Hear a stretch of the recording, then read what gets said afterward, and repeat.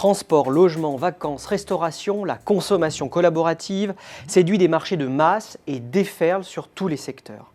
Les nouvelles technologies et le web collaboratif ont de fait donné un second souffle à un phénomène qui gagne du terrain au gré de la diffusion des nouveaux usages, selon l'étude de Precepta. L'essor de la consommation collaborative doit aussi beaucoup à la créativité et à l'agilité de start-up devenues, pour certaines d'entre elles, des plateformes leaders comme Blablacar sur le marché du covoiturage. La force de ces plateformes, c'est leur capacité à ubériser un marché en exploitant les actifs dormants chez les particuliers, comme le logement, le véhicule ou certains savoir-faire, et à les encourager à les mettre à la disposition du plus grand nombre. Leur succès tient également dans leur capacité à fédérer une importante communauté pour démultiplier les possibilités d'échange, à innover sur les dispositifs et les fonctionnalités de leurs interfaces pour améliorer l'expérience utilisateur. De quoi bouleverser les modes de vie des ménages et au passage leur redonner du pouvoir d'achat. Source de menaces pour les acteurs conventionnels, la consommation collaborative est aussi porteuse de formidables opportunités. Les acteurs conventionnels doivent s'en emparer pour réinventer leur business model dans un objectif de conquête et de fidélisation des clients. À cet effet, ils peuvent actionner deux leviers.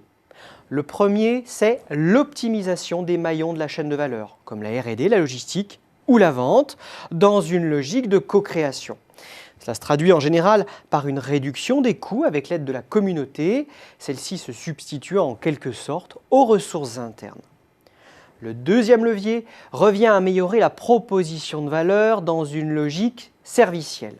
C'est par exemple la démarche de la SNCF qui entend généraliser les solutions porte-à-porte en intégrant des plateformes de consommation collaborative telles que ID Room dans le covoiturage. N'oublions pas non plus les collectivités locales qui peuvent tirer de grands bénéfices de la consommation collaborative.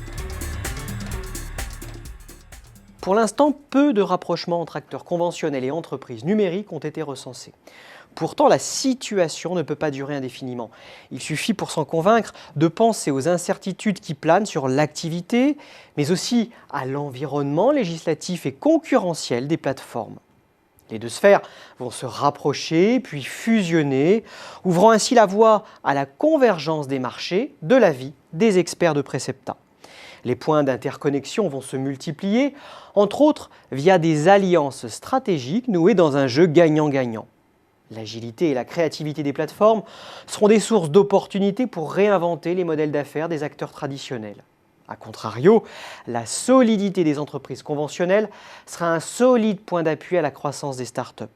Dans ce nouvel écosystème, les consommateurs pourront alors suivre des parcours de consommation sans couture, en combinant sans encombre le marché collaboratif et marché conventionnel.